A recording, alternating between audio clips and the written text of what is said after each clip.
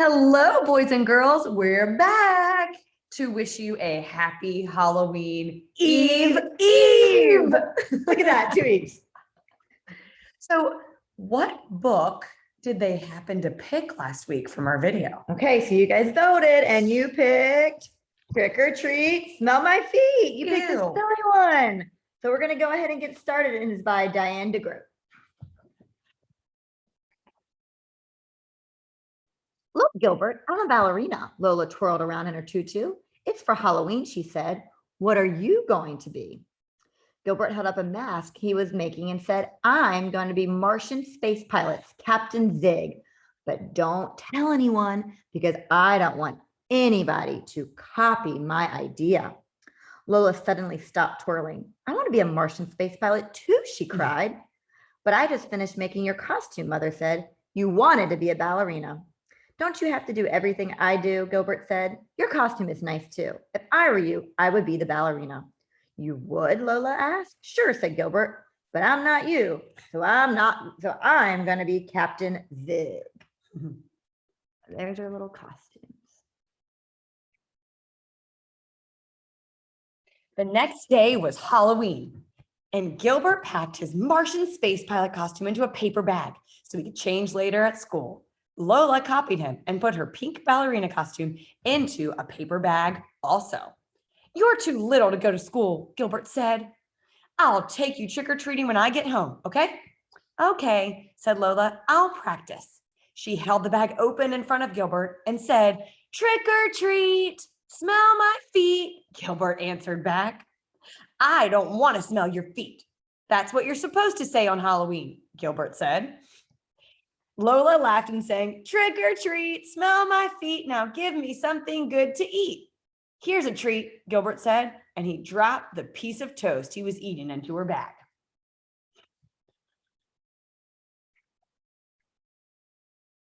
After breakfast, Gilbert grabbed his paper bag and headed for the door. Goodbye, Gilbert, Father called from the kitchen. We'll watch for you in the costume parade. Lola followed her brother and said, I want to be in the costume parade too. You can come watch, Gilbert said.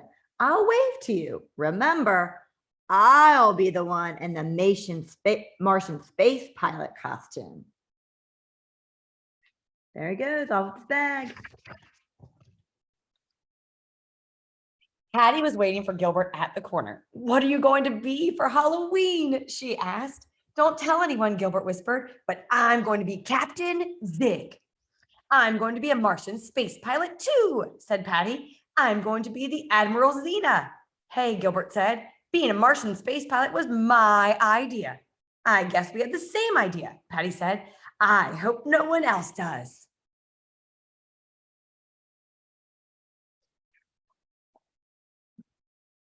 After lunch, Miss Bird stood in front of the class and said, boys and girls, Principal Pines will be leading the parade today.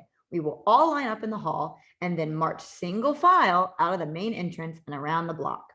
Stay with your class, and if you see your family or neighbors, you may wave, but please do not leave the line. Then we will come back to our room and have our party. Everyone shouted, yay! Now you may line up to get into your costumes, Miss Bird said, quietly. Louis lined up behind Gilbert and he waved his monster mask in Gilbert's face and said, trick or treat. Gilbert laughed and said, smell my feet. Everyone snickered except Miss Bird. She said, Louis and Gilbert, please go to the end of the line.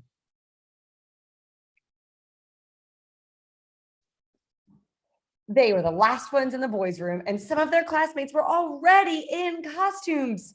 Gilbert counted 5 Martian space pilots. I'm Captain Zig, Frank said in a deep Captain Zig voice. I've come to save your planet. Hey, said Gilbert, you copied my idea. I was going to be Captain Zig.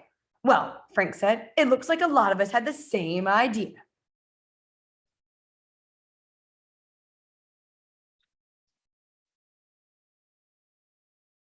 When the other boys finished dressing, they went back to the classroom. Not Gilbert. He wasn't excited about his costume anymore. He wished he had thought of something different, but now it was too late. He opened his bag, he closed it quickly, and he blinked hard. He opened the bag again. He wasn't looking at his Captain Zig costume. He was looking at Lola's ballerina costume. Gilbert pulled out the frilly pink tutu. This must be some sort of trick, he said, and he shook the bag, and a half-eaten piece of toast fell out. And this is definitely not a treat. Whoops. Gilbert thought thought a moment. If he had Lola's costume, she must have his.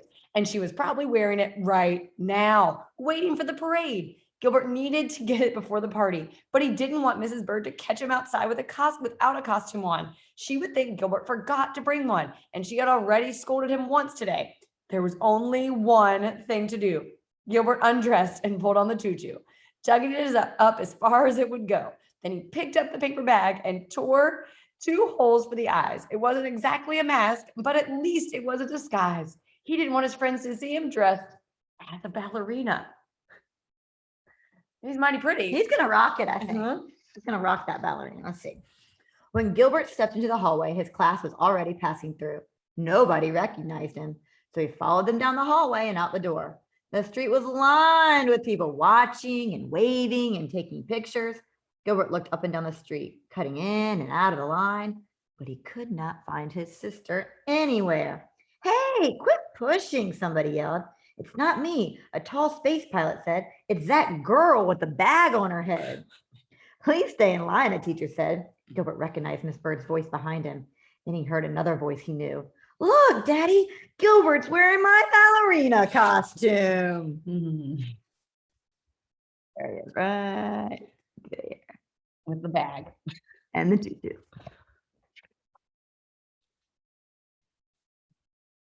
Up ahead, he saw Lola standing next to Father, and she was wearing Gilbert's costume. Hey, Gilbert, she called and waved. Gilbert looked around to make sure Mrs. Bird couldn't see him leave the line. Then he rushed over to Lola. I need my costume quick, he shouted. Give me mine first, she said. Stay with your class, boys and girls, a teacher said loudly. Gilbert grabbed Lola's hand and pulled her back toward the line with him. Lola thought she was going to be in the parade with the big kids, but Gilbert pulled her right through the line and headed for the school. Hey, where are we going? She asked. Someplace where we can switch costumes, Gilbert said. He knew that the side door was a shortcut to the bathroom. Quick, he said, this way.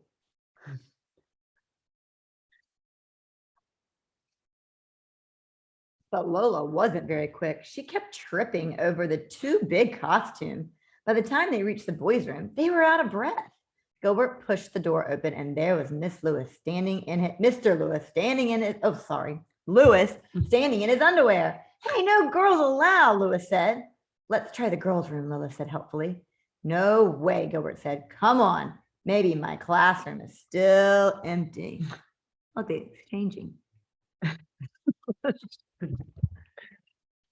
They ran down the hall to Mrs. Bird's room. They had just reached the door when Lola tripped on her costume and Gilbert tripped on Lola. They tumbled inside right into the middle of a party.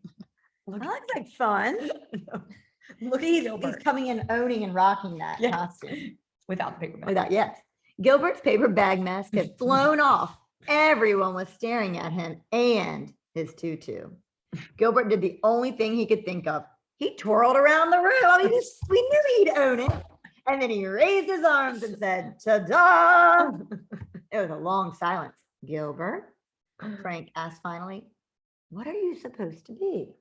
He's a ballerina, silly, Lola said as Miss Bird helped her to her feet. And I'm Captain Zig, Patty said. Well, Gilbert, at least you don't have the same costume as everybody else. Of course not, Gilbert said. I wanted to be something different. My sister wanted to be a space pilot like everyone else, but not me, he said proudly. And then he twirled across the floor to the refreshment table. Oh, he's proud of this now. Soon Father appeared at the door to take Lola home. Mrs. Bird gave her some pumpkin cookies to take back with her. Trick or treat, Mrs. Bird said, handing her the bag. Smell my feet, Lola said, taking it. She passed Gilbert on the way out. Are you still going to take me trick or treating later? I guess so, he said. And Gilbert, what? This time, can I be the ballerina?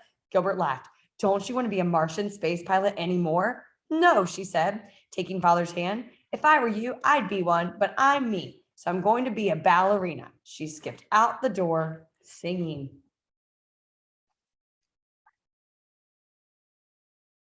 I think we should do it together. Trick or treat, smell my feet, give me something good to eat.